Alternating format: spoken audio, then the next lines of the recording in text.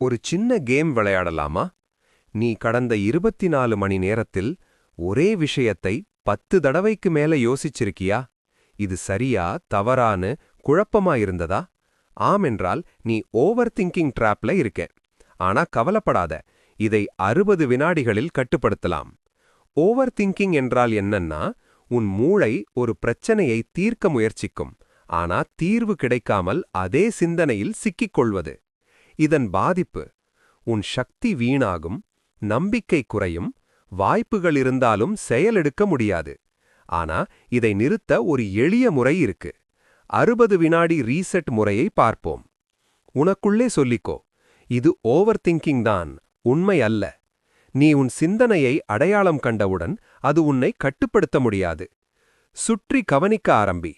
5 விஷயங்கள் நீ பார்க்கிறாய், 4 விஷயங்கள் நீ தொடுகிறாய், 3 ஒலிகள் நீ கேட்கிறாய், 2 வாசனைகள், 1 சுவை.